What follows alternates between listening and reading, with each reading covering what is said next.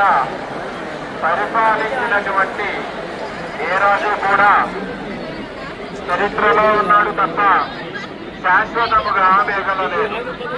ఎవరికి కూడా ఈ సర్వ భూమండలము పరిపూర్ణముగా అధికారాన్ని అందివ్వలేదు. అటువంటిది ఈ సర్వ భూమండలానికి కూడా అధికారాన్ని కలిగినటువంటి స్వామి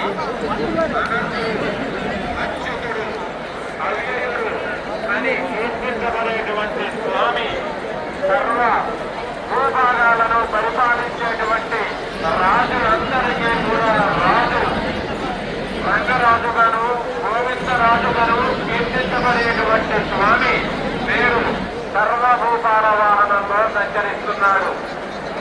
అనగా ఈ జగత్తు వర్గానికి నేనే రక్షకుడిని, నేనే నిర్మూలకుడిని, నేనే నియంత్రణి, నేనే పరిపాలకుడిని అనేటువంటి గొప్ప వైభవాన్ని స్వామి యొక్క పరత్వాన్ని